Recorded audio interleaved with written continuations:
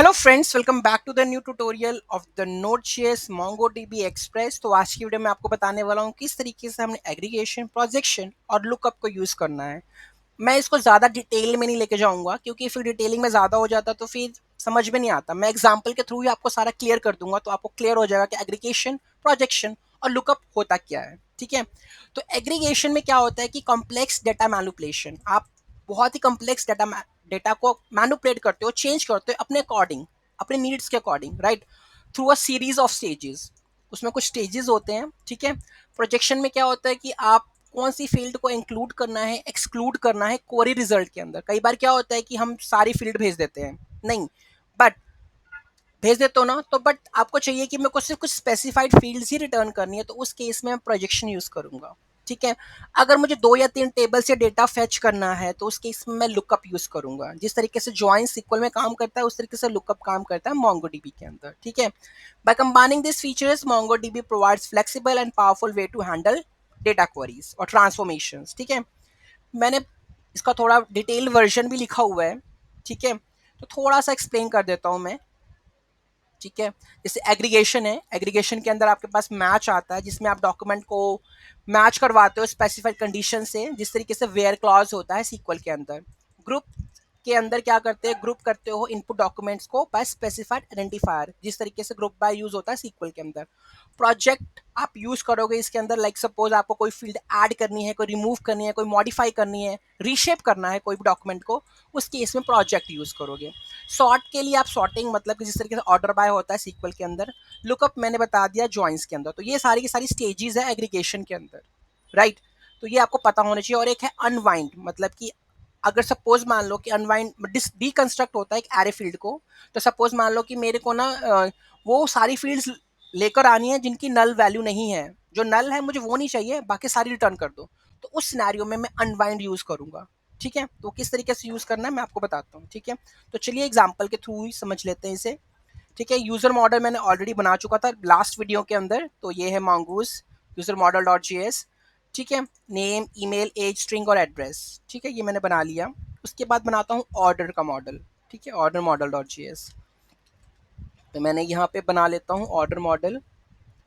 तो ये रहा मेरा कोड। मॉडल्स के अंदर मैं बनाता हूँ एक और file, order model dot G S, और इसमें मैं अपना ऑर्डर वाला मॉडल रख देता हूँ।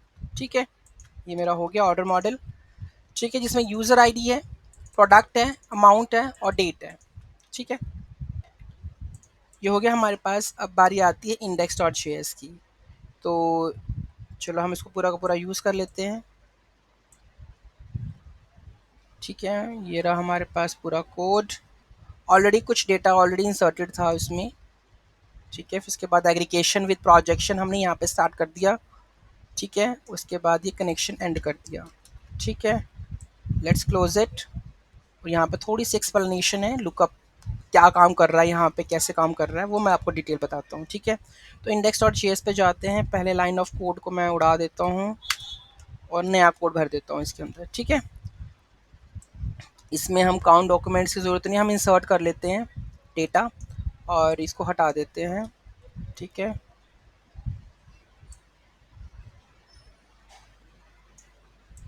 ये हटा दिया मैंने।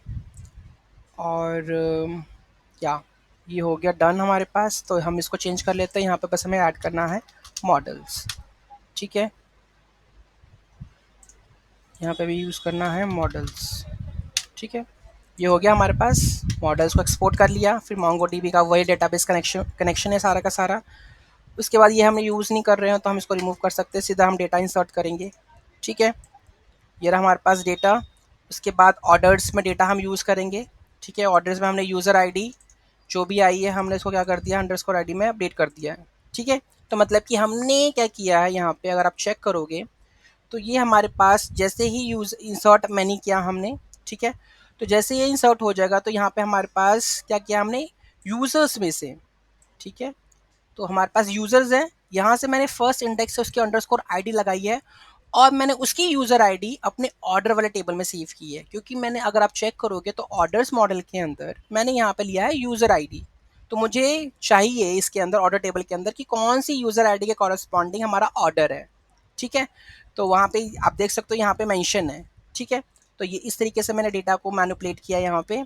मैं रोबोमोंगो ओपन करके उसको डिलीट भी कर देता हूँ जो पुराने रिकॉर्ड्स हैं हमारे।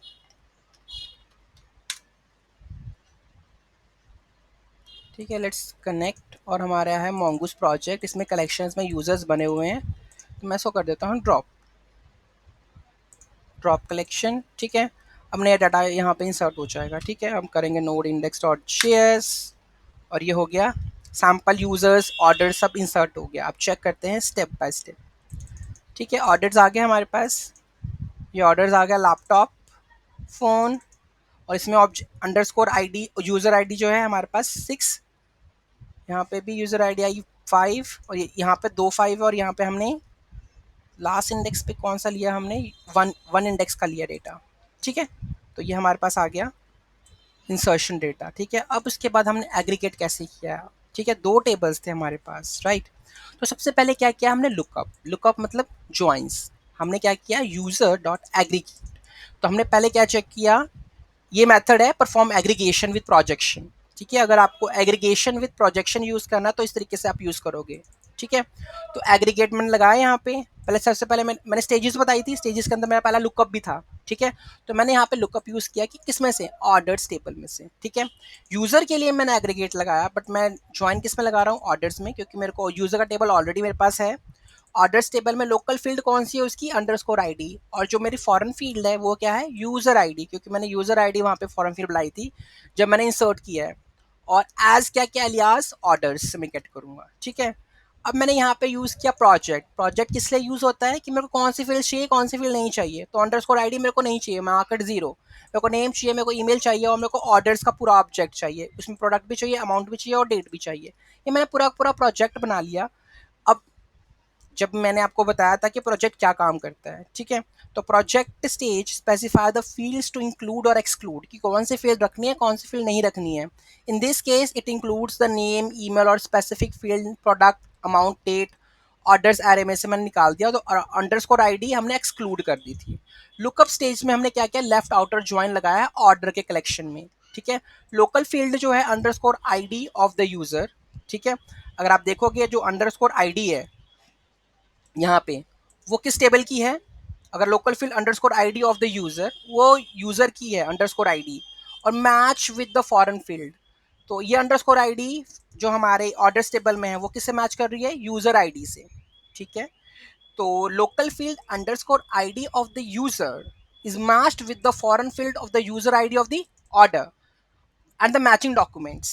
Orders are added to an array named orders in the resulting documents. इस जब भी मैच कर जाएगा इसके साथ, लोकल आईडी और फॉरेन फील्ड के साथ जब भी ये मैच कर जाएगा, तो वो एज अ ऑर्डर्स बन जाएगा, और ऑर्डर से हम फेच कर सकते हैं सारी डिटेल्स। ठीक है, तो एक बार दोबारा से देख लेते हैं। Performs and left outer join to the order collection. Local field हमने अंडरस्कोर आईडी ली है यूजर टेबल से, मैच करवाया है फॉरेन फील्ड और यूजर आईडी जो है ऑर्डर की। Matching documents from the orders are added to an arrayed named orders. ठीक है, ऑर्डर्स नाम का क्या बन जाएगा, एक एरे बन जाएगा जिसके अंदर हम कुछ भी असेस कर सकते हैं। जैसे कि ऑर्डर्स के अंदर हमने किया प्रोडक्ट, अमाउंट और डेट। ठीक है, उसके बाद हमने क्या किया, एग्रीगेट एंड प्रोजेक्ट रिजल्ट्स को हमने क्या कर दिया, रिटर्न कर लिया। ठीक है, आप देखोगे तो यहाँ पे हमें सारा का सारा रिटर्न मिल चुका है।